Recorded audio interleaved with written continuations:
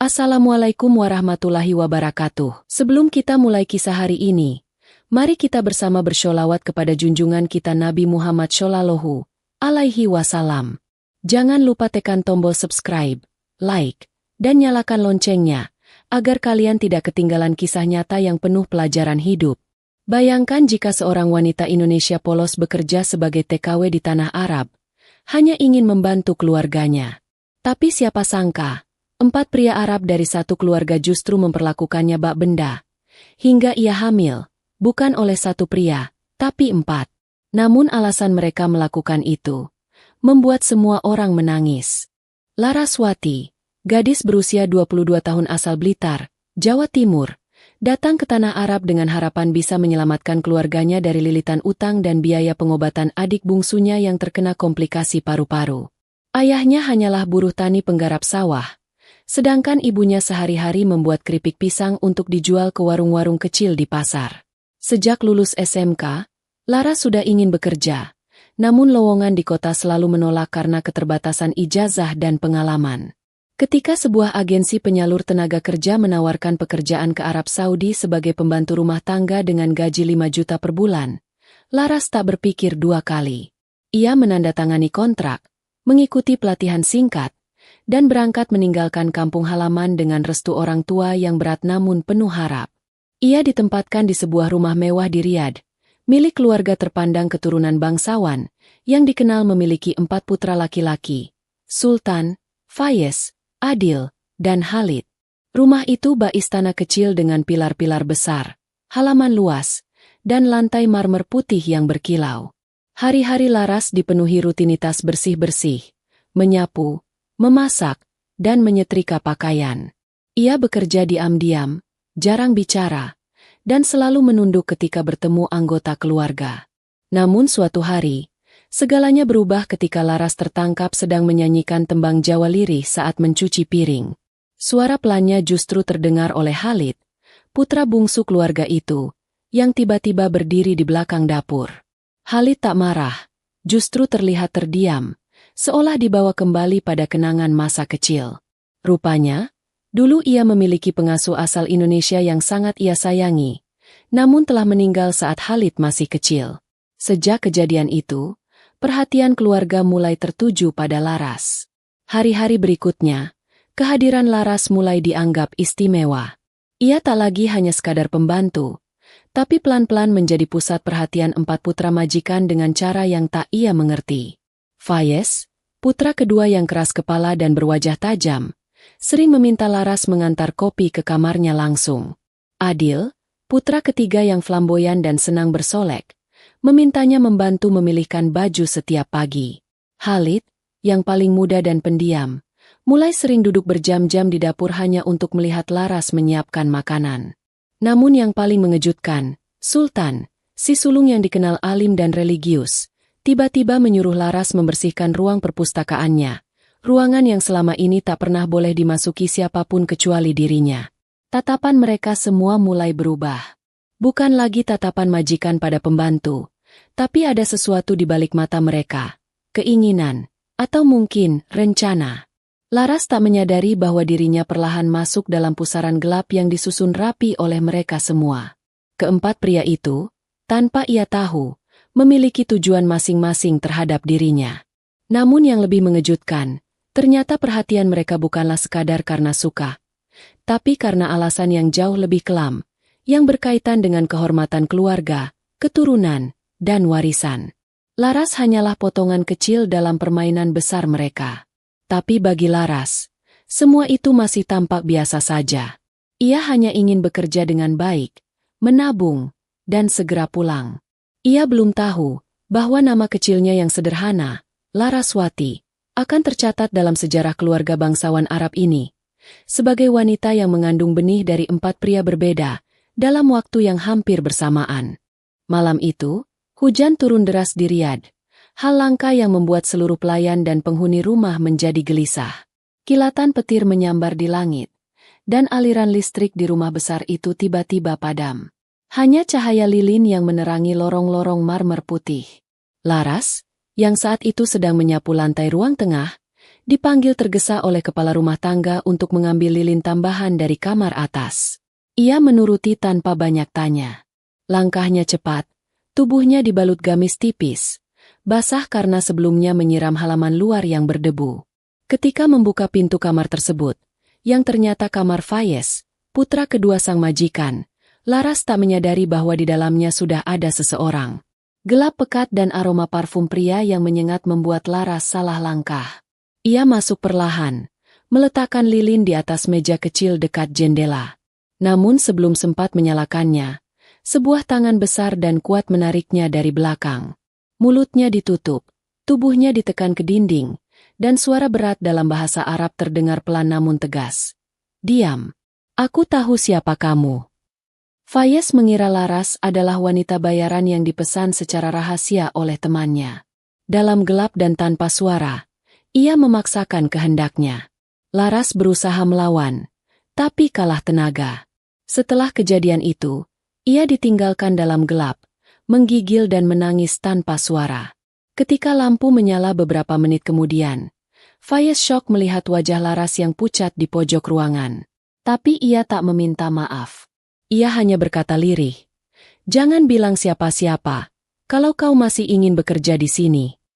Hari-hari setelah itu, Laras diliputi ketakutan.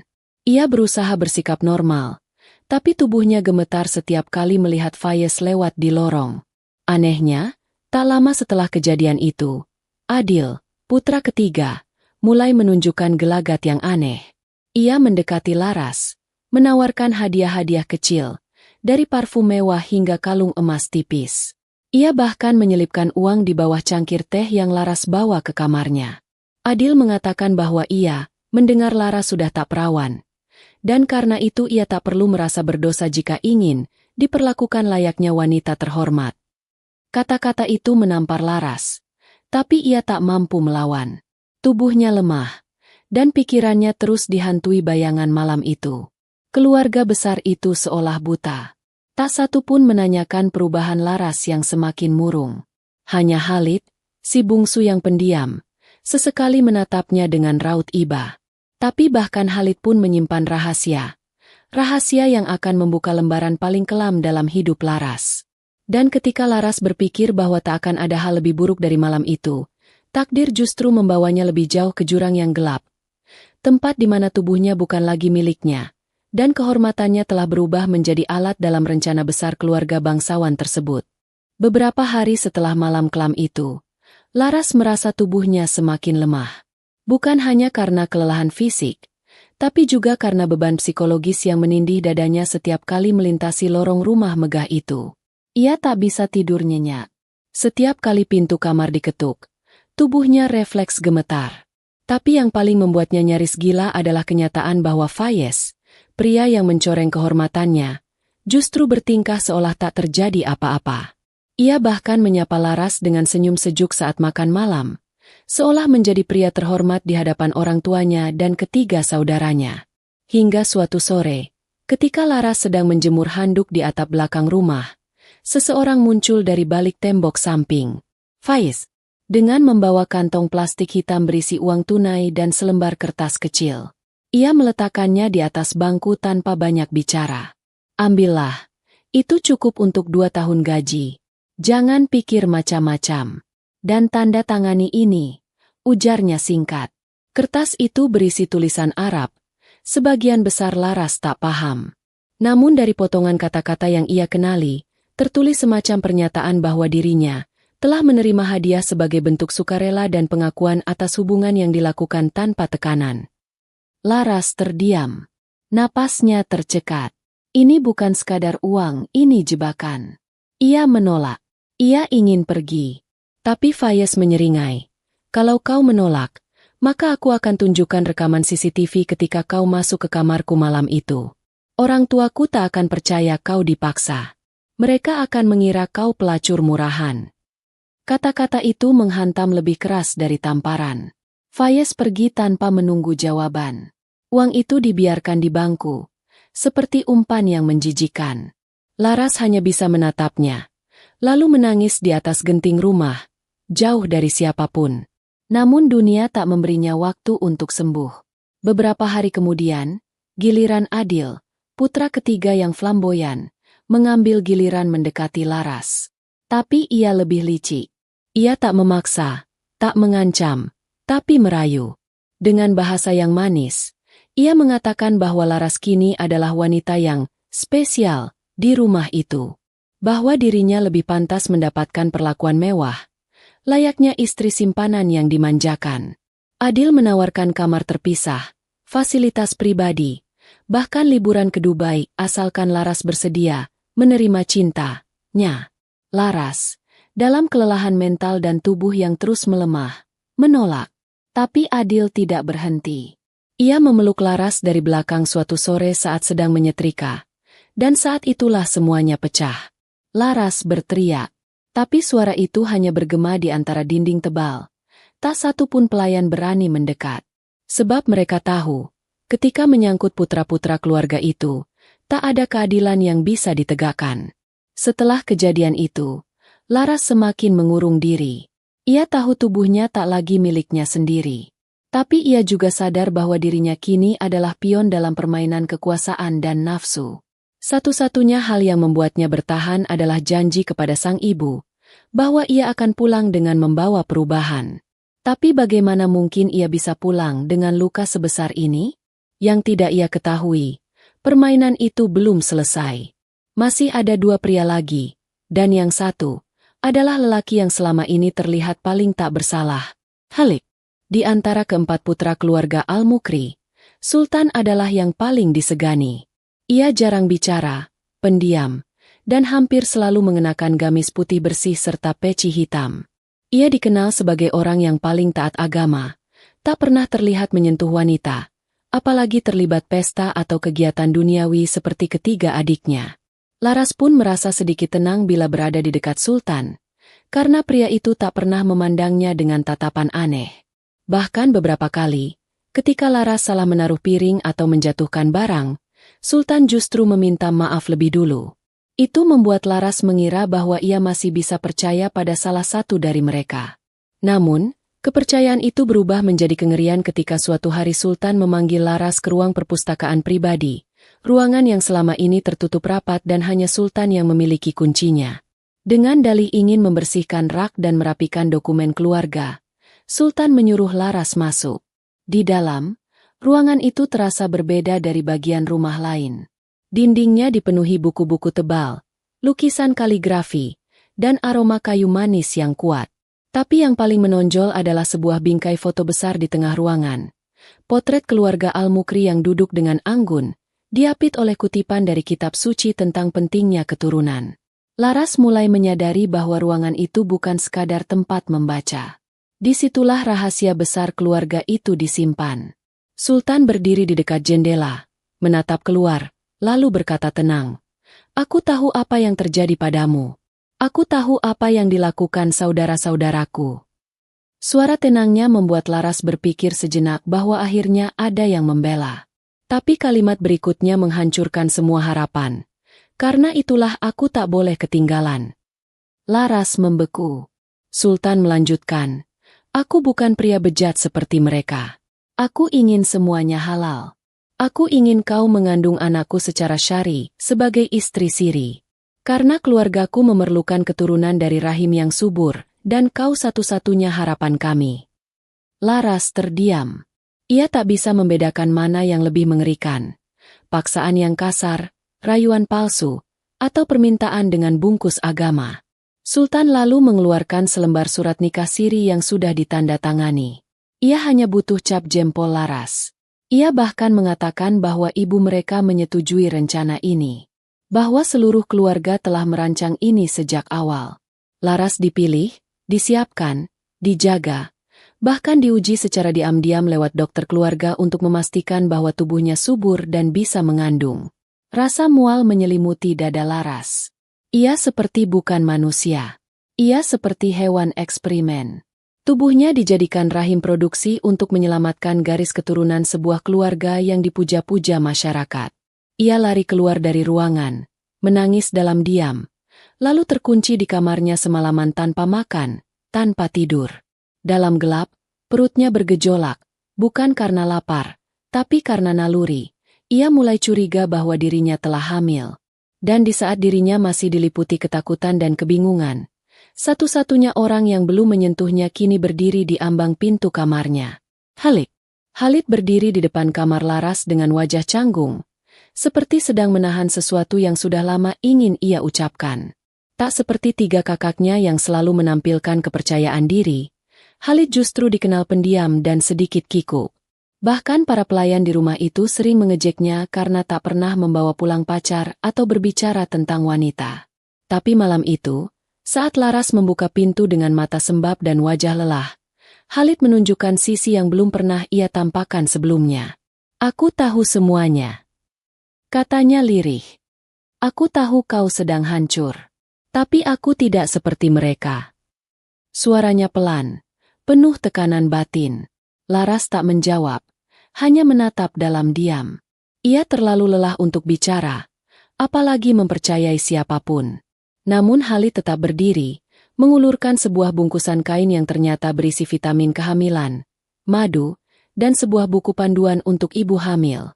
"Aku tidak akan menyakitimu, aku hanya ingin kau tahu, aku peduli." Beberapa hari berikutnya, sikap Khalid berubah drastis.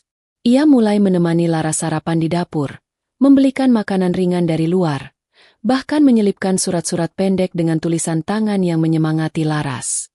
"Jika dunia menolakmu, aku masih di sini." Laras, yang selama ini hidup dalam tekanan dan kebencian, mulai membuka celah dalam hatinya. Khalid terlihat tulus. Ia bahkan tak pernah menyentuh Laras sekalipun, walau sering berada dalam jarak dekat. Hati Laras yang retak mulai goyah. Ia mencoba percaya. Ia mulai merasa aman. Namun semuanya pecah ketika Laras secara tak sengaja mendengar percakapan antara Khalid dan ibunya di ruang tengah.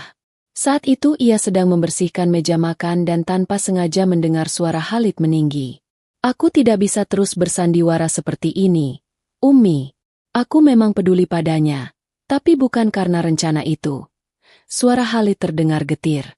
Namun sang ibu menjawab dengan tegas, "Kau tahu tugasmu, Khalid. Kalau kau tidak bisa menyentuhnya seperti saudara-saudaramu, setidaknya buat dia percaya padamu." Setelah bayi lahir, semuanya selesai. Darah Laras seakan berhenti mengalir. Ia merasa seluruh tubuhnya membeku. Semua perhatian, kasih sayang, dan kepedulian hanya bagian dari rencana keluarga itu. Khalid, satu-satunya harapan terakhirnya, ternyata juga bermain dalam sandiwara ini. Laras berlari keluar rumah malam itu. Hujan kembali turun. Seperti malam pertama segalanya dimulai. Tapi kali ini Laras tak hanya basah oleh hujan, tapi juga oleh pengkhianatan yang menusuk sampai tulang. Ia kembali ke kamar dengan tubuh menggigil. Ia menatap cermin, melihat wajah sendiri yang sudah tak dikenali. Ia bukan lagi gadis desa dari Blitar. Ia hanyalah tubuh, rahim, yang diperebutkan, dijadikan alat, dan ditipu oleh 4 pria yang seharusnya melindungi, bukan menghancurkan. Tapi satu hal yang belum diketahui siapapun, adalah bahwa kehidupan baru sedang tumbuh dalam dirinya. Dan saat perutnya mulai menunjukkan tanda-tanda membesar, semuanya akan berubah. Karena kenyataan tak bisa lagi ditutupi oleh kepura-puraan. Waktu berjalan lambat di rumah keluarga Al-Mukri. Laras semakin murung, tubuhnya mulai melemah, dan pikirannya dipenuhi bayang-bayang pengkhianatan dari semua arah. Ia sudah mencoba bertahan sekuat tenaga, tapi diam-diam tubuhnya mulai memberi sinyal. Ia sering merasa mual setiap pagi, napasnya pendek, dan tubuhnya lemas seolah tak lagi mampu menanggung beban yang ia pikul. Awalnya ia mengira semua itu akibat stres. Namun ketika mual datang di waktu yang sama setiap hari, dan rasa pusing mulai menjadi rutinitas, ia mulai curiga. Apalagi perutnya yang dulunya datar kini mulai membuncit meski belum terlalu besar.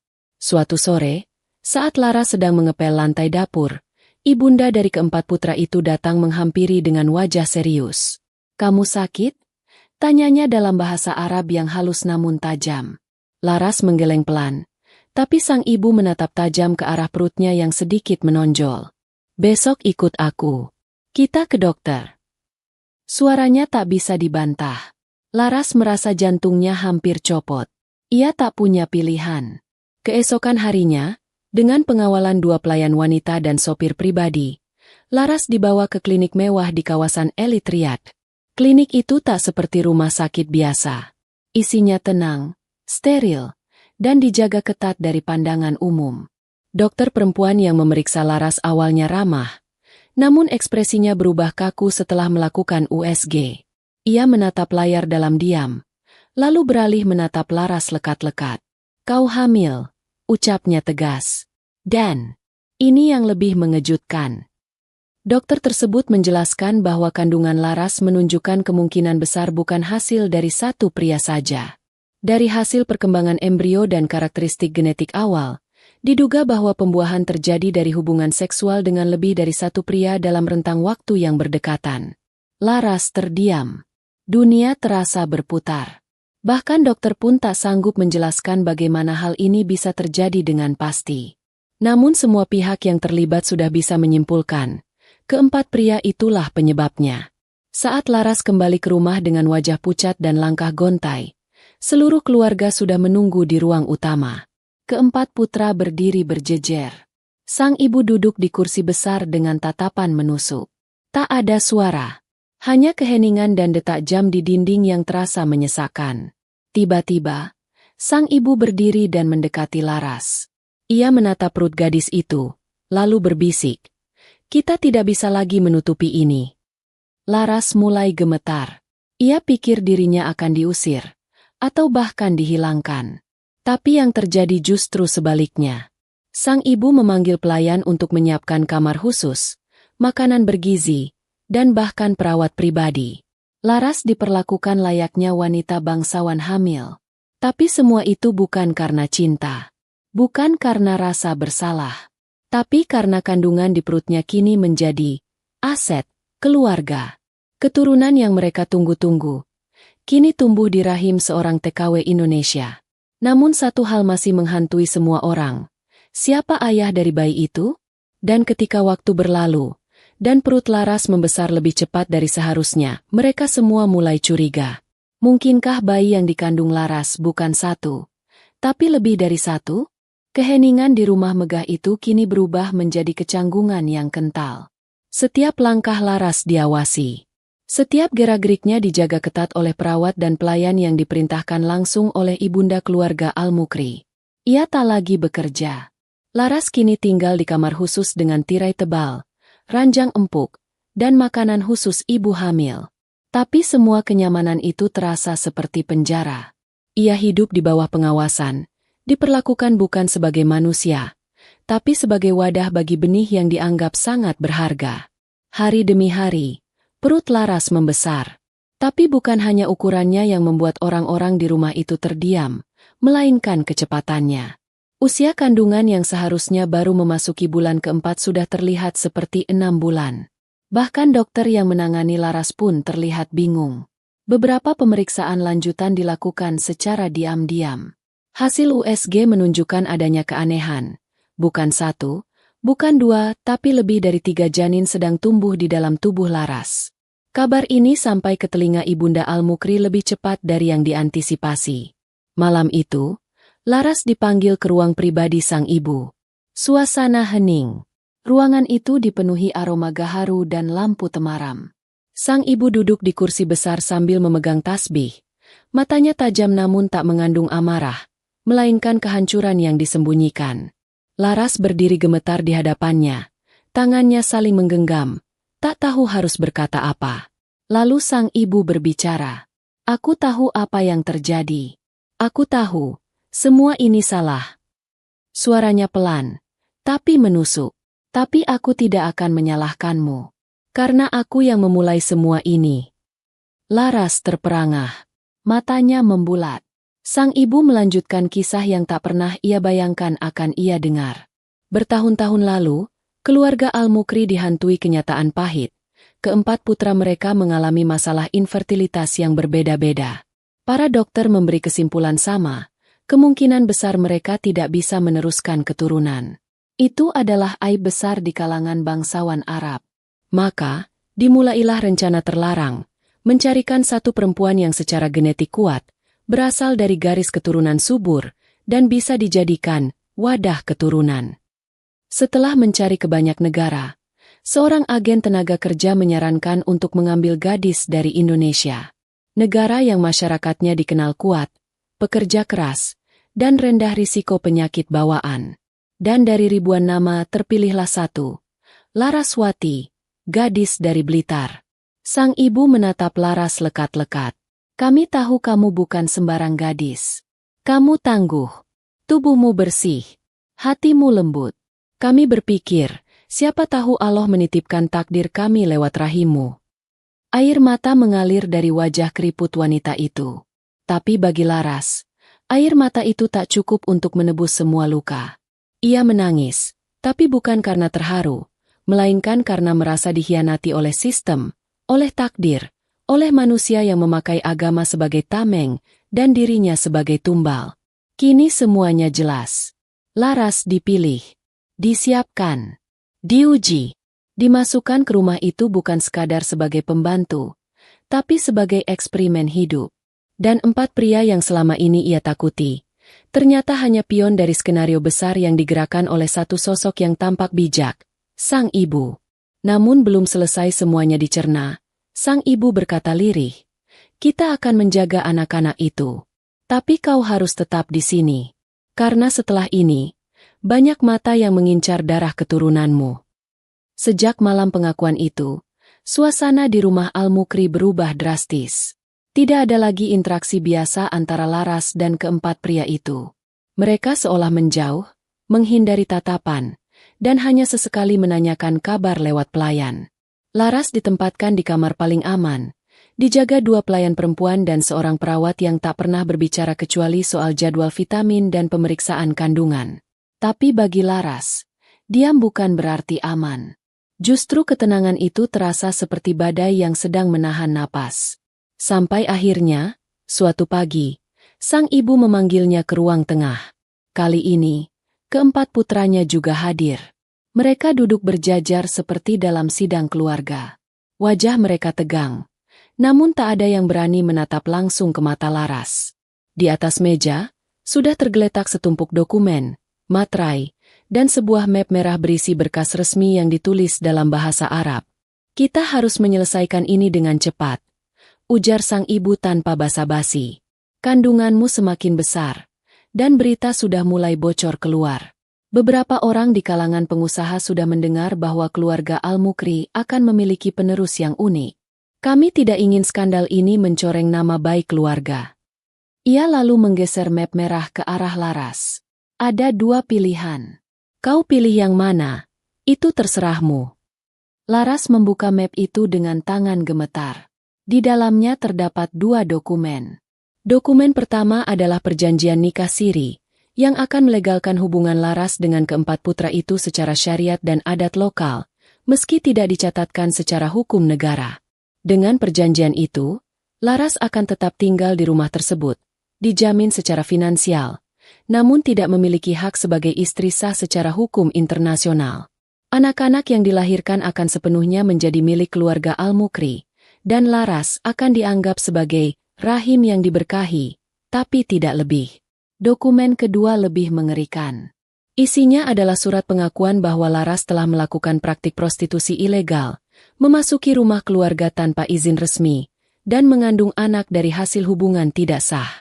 Jika ia menandatangani surat itu, maka ia akan dianggap melanggar hukum syariah Arab Saudi dan dapat dikenai hukuman penjara, deportasi paksa, atau lebih buruk lagi, hukuman fisik yang bisa mengakhiri hidupnya di negeri orang.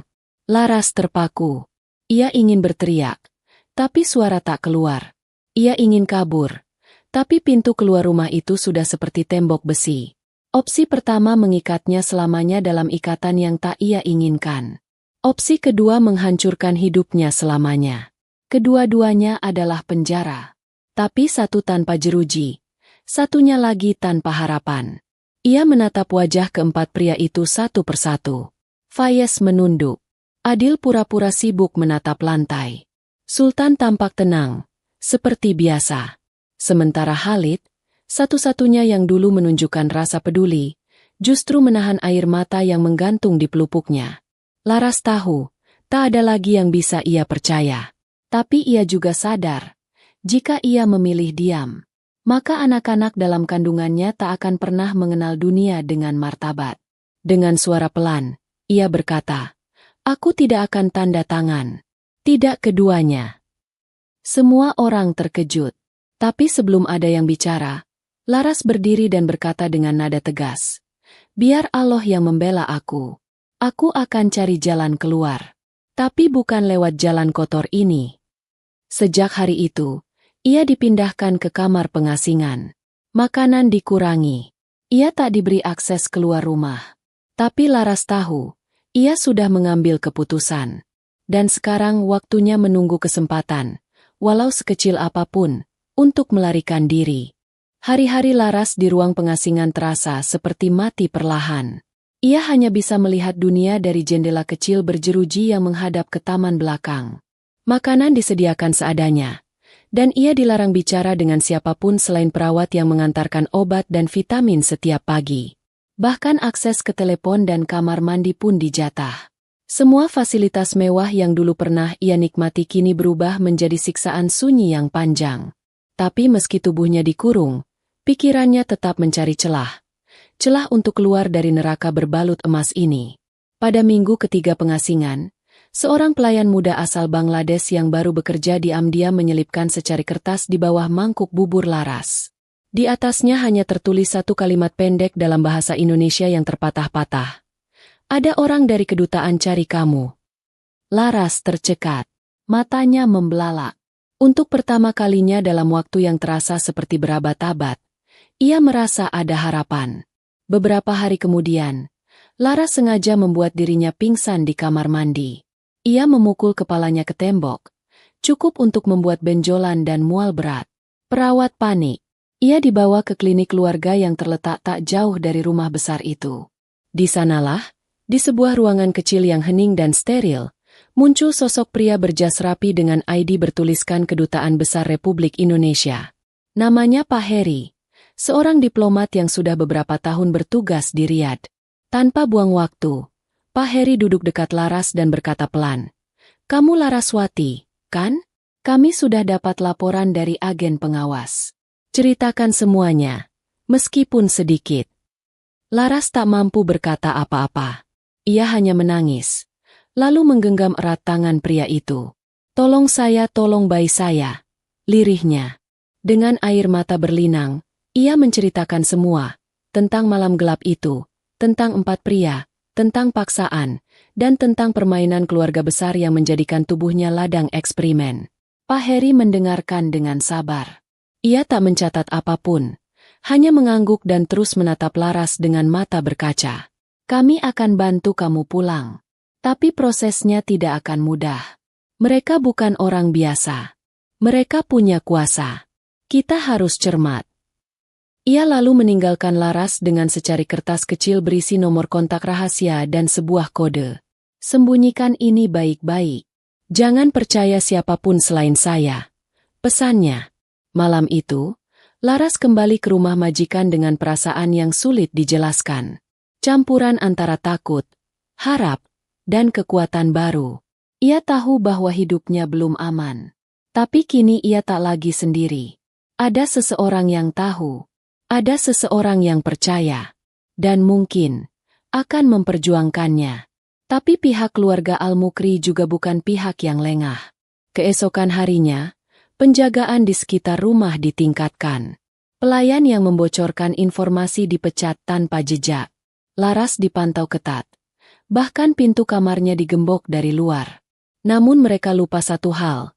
Wanita yang mereka kurung bukan lagi Laras yang dulu. Ia kini seorang ibu, dan seorang ibu bisa menjadi jauh lebih berani ketika tahu dirinya sedang memperjuangkan hidup anak-anaknya. Dan tepat pada malam ke-7 setelah pertemuan dengan Pak Heri, Laras mendapat kesempatan. Sebuah alarm kebakaran berbunyi akibat korsleting kecil di dapur. Semua pelayan dan penjaga panik. Di saat itulah, Laras menyelinap ke halaman belakang, dengan selembar kertas kecil di genggaman dan keyakinan besar di dada. Langkah Laras terasa berat malam itu, bukan hanya karena tubuhnya yang hamil besar, tetapi karena rasa takut yang menghantui setiap detiknya. Ia menyusuri jalan setapak menuju gang belakang rumah, melewati deretan pohon kurma kecil yang pernah ia rawat diam-diam setiap pagi. Di balik tembok belakang, seorang sopir dari Kedutaan Indonesia telah menunggu, menyamar sebagai pengantar sayuran. Saat Laras melompat ke dalam mobil, peluh membanjiri wajahnya. Ia tak sempat menoleh ke belakang. Mobil itu melesat dalam gelap, membawa Laras menuju tempat perlindungan yang telah disiapkan sebelumnya. Sebuah penampungan milik KBRI khusus bagi TKW bermasalah.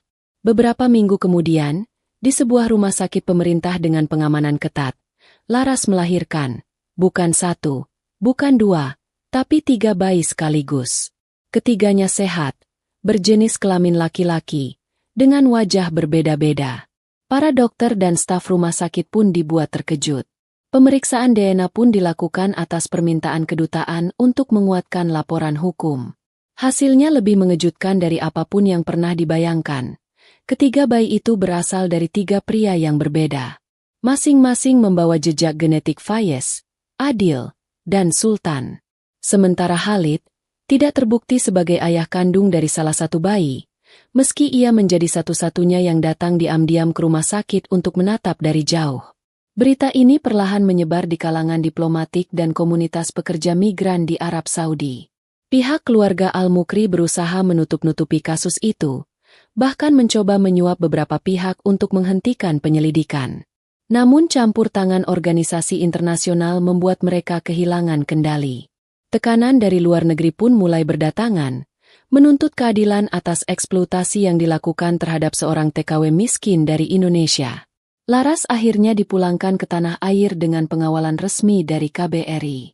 Ia turun dari pesawat di Bandara Juanda, Surabaya, dengan 3 bayi mungil dalam dekapan, disambut tangis haru kedua orang tuanya dan keluarga besarnya.